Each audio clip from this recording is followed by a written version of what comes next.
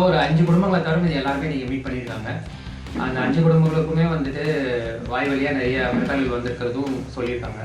அவங்களுமே நேரடியாக போய் பார்க்க போகிறது உறுதி தான். மற்ற 33 குடும்பங்களையும் கிட்டத்தட்ட 33 அந்த அளவுக்கு எல்லாருமே மீட் பண்ணியிருக்காங்க, பேசியிருக்காங்க.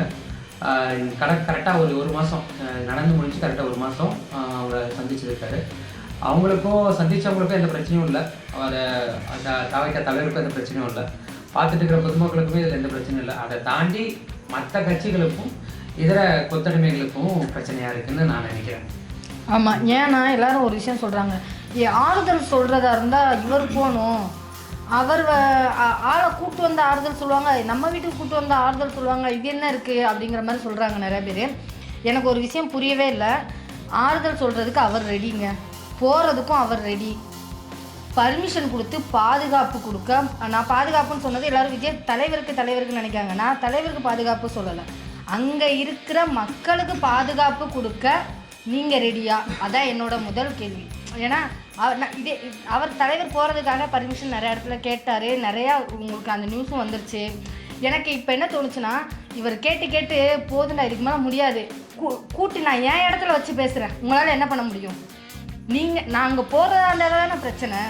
மொத்த பேரையும் அழைச்சி நான் என் வீட்டில் வச்சு பேசும்போது இப்போ நிறைய பேருக்கு தெரிய ஆரம்பிச்சிச்சு எதனால் அவர் போகல, எதனால் அவருக்கு பர்மிஷன் கொடுக்காதனால தான் அவரால் போக முடியலை. பர்மிஷன் வாங்கி முறைப்படி சட்டத்தை மதித்து நடந்தால் நம்மளோட நிலைமை என்ன, இப்படி தான் நடக்கும் அப்படின்னு ஒரு விஷயம் இருக்குல்ல, அதை தெளிவாக காமிச்சிருக்காரு, வெளியில் நிறைய பேருக்கு புரிய வச்சுருக்காருன்னு தான் நான் சொல்லுவேன். ஆனால் எல்லாருமே கூப்பிட்டு மரியாதையாக எந்த அளவுக்கு இது பண்ண முடியுமோ அந்த அளவுக்கு கூப்பிட்டு வச்சு பேசியிருக்காரு. எனக்கு இவங்க எவ்வளவோ விஷயங்களை அவர் குறை சொல்லிக்கிட்டே போகிறாங்க, ஆனால் யாருமே ஒரு விஷயம் பேசலை. ஏன் அப்படின்னா, அமௌண்ட்டு கொடுத்தது இதெல்லாம் விட தாண்டி 41 குடும்பங்களை நான் தத்தெடுக்க போகிறோம், இது எங்களோட பிளானு, இதுதான் என் குடும்பம் தான் அது அப்படிங்கிற அளவுக்கு ஒரு தலைவர் சொல்லியிருக்காரு. இது வரைக்கும் எந்த ஒரு இதுலேயுமே அந்த ஒரு விஷயம் வரல. உங்களுக்கு அமௌண்ட் கொடுத்தாச்சுன்னா அதுக்கப்புறம் அந்த குடும்பத்துக்கும் கவர்மெண்ட்டுக்கும் எந்த வித சம்மந்தமும் இல்லைங்கிற மாதிரி போயிடுது. ஆனால் நான் அப்படிலாம் இல்லை, வாழ்நாள் முழுவதும் நான் தத்தெடுத்துக்கிறேன் அப்படின்னு ஒருத்தர் சொல்லியிருக்காரு. அதை பற்றி பேசுகிறதுக்கு யாருக்குமே இங்கே நேரம் இல்லை, டைம் இல்லை, யோசிக்க தோணலை.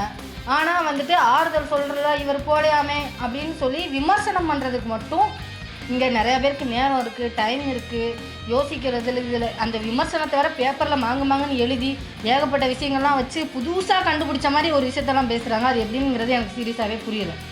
இன்னொன்று, அந்த 41 உயிர் இறந்துட்டாங்க இல்லையா, அது ரொம்பவே வருத்தத்துக்குரிய விஷயந்தான். ஏன்னா அவங்க எல்லாம் நினச்சிட்டு இருக்காங்க, வெளியே தேவையில்லாமல் அந்த நெகட்டிவாக ஸ்ப்ரெட் பண்ணிட்டு இருக்காங்க இல்லையா வீடியோ. அவங்க நினச்சிட்டு இருக்காங்க தாவேக தலைவருக்கு எந்த வருத்தமும் இல்லை, எதுவுமே இல்லை, அவருக்கு என்னப்பா, அவர் வீடியோ காலில் பேசிட்டு போவார், அவங்கள மக்களை கூப்பிட்டு போய் அங்கேயே லைவாக பேசிப்பார் அப்படின்னு சொல்கிறாங்க. ஆனால் இவங்க சொல்கிற மாதிரி சட்டம் ப்ராப்பரான ஒரு பாதுகாப்பு கொடுத்து இவர் அங்கே போய் பார்க்குறதுக்கு எப்படியும் ஒரு தலைவர் இருந்து மக்களை போய் பார்க்கும்போது ஏகப்பட்ட க்ரௌடு தான் அதிகமாக தான் இதாகும். ஆல்ரெடி ஏகப்பட்ட பிரச்சனையினால தான் நம்ம அவர் அங்கே இருக்கார். ஸோ போய் நேராக பார்த்தாலுமே இன்னும் பிரச்சனை அதிகமாக ஆகும், இன்னும் இது மாதிரி அசம்பாவிதம் ஏதாவது வரதான் செய்யும். அதை தடுக்கிறதுக்கு இது ஒரு முயற்சியாக நம்ம இல்லை, எங்களை தான் போக விட மாட்டேன்றீங்க, நாங்கள் எங்கெங்கேயோ கோர்ட்டுக்கு கேஸுன்னு எல்லாம் அலைஞ்சு பார்த்தோம், எந்த ஒரு பெர்மிஷனுமே தர மாட்டேன்றீங்க, அதனால நான் பாதிக்கப்பட்ட மக்களை நானே கூப்பிட்டு பார்த்து என்னால் என்ன பண்ண முடியுமோ அதை பண்ணுறாரு. ஓகேவா? அதையும் இப்போ பாருங்களேன், நாளைக்கு போடுவாங்க, தாவேக தலைவர் விஜய் அவர்கள் ஹோட்டலில் மக்களை சந்தித்து ஜாலியாக அவர் பாட்டு போகிறாரு அப்படின்னு ஒரு பொருளையை கலப்புவீங்க. வேற ஒன்றும் சொல்ல முடியாது. ஏன்னா இப்படி தான் இருக்குன்றத மாற்ற முடியாது, அப்படி தான் ஓடிட்டு இருக்கு, வேற என்ன பண்ணுறது? ஒரு மாநாட்டுக்கு பெர்மிஷன் கொடுத்தது தமிழ்நாடு கவர்மெண்ட் கிடையாது, ஏன்னா கோர்ட்டு தான். அப்போ நீங்கள் மறுபடியும் பார்த்தா கோர்ட்டில் அப்ளை பண்ணணும்னா நீங்கள் கோர்ட்டை தானே குற்றம் சாட்டணும். கோர்ட்டில் இருந்து தான் தமிழ்நாடு கவர்மெண்ட்டுக்கு அப்ரூவல் கொடுப்பாங்க, இந்த மாதிரி பாதுகாப்பு கொடுங்கன்னு சொல்லிட்டு. அது இல்லாமல் நீங்கள் கவர்மெண்ட்டை வர சொல்கிறது எந்த நியாயம் இல்லை. இப்போ கோர்ட்டுக்கு கேட்டிருந்தாலும் கோர்ட்டாக இருந்தாலும் பிரச்சனை, அந்தந்த இதில் அந்த ஊரை சார்ந்த காவல்துறை அதிகாரிகிட்ட நீங்கள் கேட்டுக்கோங்க. நாங்கள் இப்போ இதை தொடர்ந்து அவங்க முயற்சி பண்ணிகிட்டே இருந்தாங்க, ஒவ்வொரு வாட்டியும் ஒவ்வொரு காரணங்கள் தவிர்க்கிறதுக்கு. முதல்ல தனித்தனியாக போனீங்கன்னா கூட்டம் சேர்ந்துச்சுன்னா அதுக்கு நாங்கள் பொறுப்பு இல்லை அப்படின்னாங்க. அது இல்லாமல் மறுபடியும் லெட்டர் எழுதி நீங்கள் கூட்டம் வந்ததுன்னா நாங்கள் லத்தி சார்ஜ் பண்ணவும் நீங்கள் அங்கே அனுமதி கொடுக்கணும், அதுக்கும் அவர் கையெழுத்து போட்டு கொடுத்தாரு. ஆனால் அதுக்கப்புறமா தீபாவளி வருது, எங்களால் பாதுகாப்பு கொடுக்க முடியாதுன்னு பின்னோக்கி அடிச்சாங்க.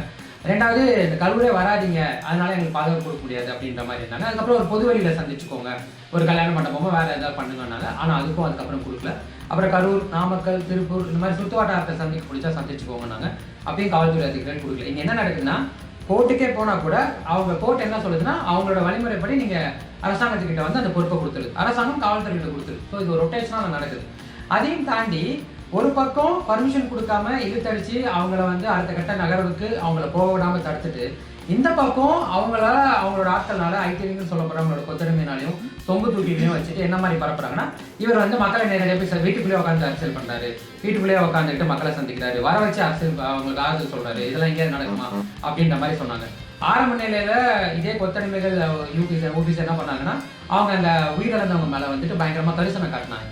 ஒரு கட்டத்துக்கு மேலே அவங்க செட் பண்ண நெரேட்டிவ் ஒர்க் ஆகலை அப்படின்னா, ஏதாவது அது பாதிக்கப்பட்டவங்களும் சரி அந்த ஊர் மக்களும் சரி விஜய்க்கு எதிராக யாரும் எதுவும் பேசவே இல்லை, எந்த விதத்திலுமே பேசலை. அது விஜய் கட்சி சார்ந்தவங்க போய் கேட்டவங்க இல்லை, அதையும் தாண்டி மற்ற தொலைக்காட்சியோ ஊடகமோ போய் கேட்குறப்ப கூட எந்த இடத்துலையும் விஜய்க்கு எதிர்த்து பேசலை. செட் பண்ணி நெரேட்டிவ் செட் ஆகலை, மக்கள் நம்பலன்னு அந்த சம்மந்தப்பட்ட அந்த விக்டிமே வந்துட்டு பிளேம் பண்ண ஆரம்பிச்சாங்க ஒரு ஸ்டேஜில். நீங்கள் செத்ததெல்லாம் சரி அப்படின்றத வந்து நாம் தமிழ் கட்சி சொல்ல சீமான் வந்துட்டு நீங்கள் செத்தவரையும் சரிடா அப்படின்னு சொல்கிற அளவுக்கு வந்து மட்டமான ஒரு அரசியலை வந்து முன்வைக்க வச்சாங்க. இப்போ வரைக்குமே இன்னைக்கு வரைக்குமே அவங்க அங்கே நீங்கள் வரும்போது கூட என்ன மாதிரி சொல்கிறாங்கன்னா, வரும்போது ஆக்சிடென்ட் ஆயிடுச்சுன்னா விஜய் என்ன பண்ணுவார், அதாவது அந்த விக்டிம் அந்த ஒரு உயிரிழந்த அந்த துயர சம்பவத்தில் அவங்க பாதிக்கப்பட்ட மக்களையுமே இங்கே வந்து அவங்க ஷேம் பண்ண ஆரம்பிச்சாங்க, அவங்கள வந்துட்டு ஒரு கிரீத்துக்குள்ளே உண்டாக்க முயற்சி பண்ணாங்க. ஆனால் இப்போ வரைக்குமே பாதிக்கப்பட்டவங்களும் விஜயை பிளேம் பண்ணலை.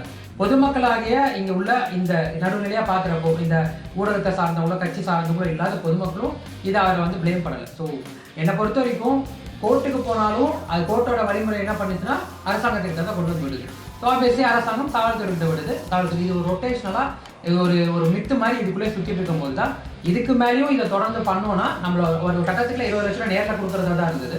தள்ளி போயிட்டே இருக்கனோட தான் அவர் ஆர்டிஜிஎஸ் பண்ணார். எனக்கு தெரிஞ்சு இதுக்கு முன்னாடி எவ்வளோ இடங்கள்ல அரசாங்கத்துக்கு தலைமை கீழும் சரி உயிரிழந்திருக்காங்க, மற்ற கட்சி வீதியிலுமே நடந்திருக்காங்க. ஆனால் யாருக்குமே அவங்க குடும்பத்தை தத்தெடுத்துக்கிட்டதோ இல்லை நேரடியாக அந்த அமௌண்ட்டை வந்து அவங்களோட அக்கௌண்ட்டுக்கே கொடுக்குறதோ இது வரைக்கும் நடந்தது. எல்லாமே காசோலியாக கொடுக்கும், அதுலேயுமே ஏகப்பட்ட பிரச்சனைகள் இருக்கும்.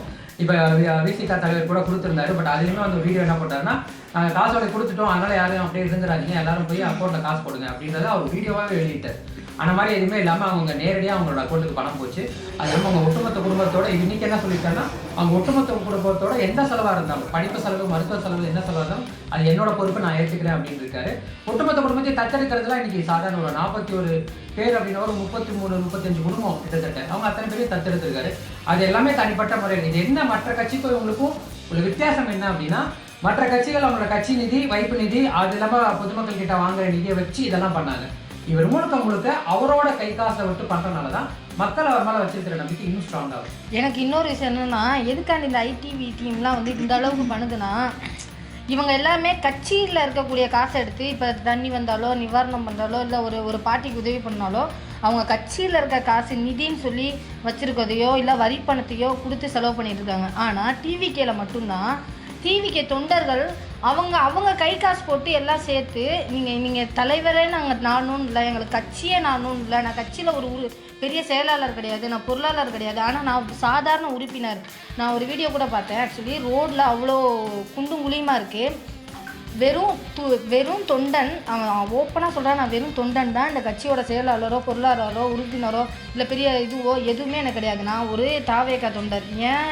நாங்கள் மக்கள் இயக்கமாக இருக்கும்போது என்ன செயல்பட்டோமோ அதை நாங்கள் இப்போ பண்ணுறோன்னு சொல்லி கையில் இருக்க காசு ஆளாளுக்கு ஒரு 10 பேர் சேர்ந்து காசு எடுத்து மண் சிமெண்ட் வாங்கி அந்த இடத்துல பூசி அந்த இடத்துல செங்கல்லாம் சுற்றி வச்சுட்டு போகிறாங்க. ஸோ இதுதான் இந்த டிவிக்கோட எல்லாரும் சொல்கிறாங்களே இப்போ வந்த கட்சி அப்படின்னு. டிவிக்கோட மிகப்பெரிய ப்ளஸ் என்னென்னா, முன்னாடி வந்து கட்சிக்காரங்க தான் செய்யணும், இவங்க தான் செய்யணும், கட்சியில் செயலாளர் இருந்தால் அவர் தான் செய்யணும், பொருளாளர் இருந்தால் அவர் தான் செய்யணும், மாவட்ட தலைவர்னு இந்த கட்சிக்கு இருக்காங்களோ அவங்க தான் காசு வாங்கிட்டு வந்து செய்யணும்னு இருந்ததை மொத்தமாக உடச்சி யாராக இருந்தாலும் சரி, நான் தொண்டன் ஆனால் என்கிட்ட காசு இருக்குது, இவ்வளோ தான் காசு இருக்குது, அதை வச்சு என்னால் என்ன பண்ண முடியும் மக்களுக்கு அப்படிங்கிறத யோசிக்க வச்சுருக்காருங்கிறது முதல் விஷயம். ரெண்டாவது விஷயம், இன்றைக்கி 18 வயசுலேருந்து ஒரு 35-40 வயசு வரைக்கும் அரசியல் அப்படின்னு சொன்னாலே மொத்த குடும்பமும் பயந்தது. ஐயோயோ அரசியல் போயிடாத, நீ அந்த அது ஒரு மிகப்பெரிய சாக்கடை, அதுக்குள்ளே மூழ்கிட்டேன்னா உன் வாழ்க்கை போயிடும், உன் லைஃபு போயிடும்.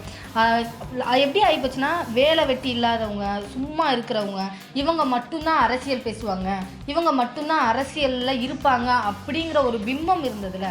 அதை மொத்தமாக உடைச்சிருக்காருன்னு சொல்லலாம். அந்த ஒரு விஷயத்தில் நம்ம சொல்லலாம், மற்ற கட்சியிலலாம் வந்துட்டு இளைஞர்கள் அணி இல்லையா அப்படின்ட்டு. ஆனால் இன்னைக்கு 18 வயசு எனக்கு எப்போ ஆகும், நான் எப்போ அரசியல் தெரிஞ்சு நான் ஓட்டு போடுவேங்கிறதுக்காண்டி வெயிட் பண்ணிட்டு இருக்க பசங்க அதிகம். ஏன்னா டிவிக்கு சார்ந்த வரையும் தாவேகா கட்சி உறுப்பினர்களாக இருக்கட்டும், தொண்டர்களாக இருக்கட்டும், அவங்களோட பசங்களை நீங்கள் போய் பாருங்களேன். அந்த ஒரு அரசியல் புரிதல் இப்போவே இருக்கீங்க, இந்த இத்தினோண்டு இருக்காங்க, இப்போவே அரசியல் புரிதல் என்ன ஏது என்னன்னு தெரிஞ்சுக்கிறாங்க. எல்லாமே எல்லா ஒரு நாலேஜும் இருக்குது. அந்த அளவுக்கு இந்த கட்சி இருக்குன்னா அப்போது நீங்கள் மக்கள் தேர்ந்தெடுக்கிறது தப்பே கிடையாது. ஆனால் இந்த கட்சியே வரக்கூடாது, நீ சினிமாவுக்கே போ, நீ எந்த பக்கம் வந்தாலும் 4 பக்கமும் நாங்கள் தூக்கி போட்டு மிதிப்போம் அப்படின்னு தான் இருந்துட்டு இருக்காங்க.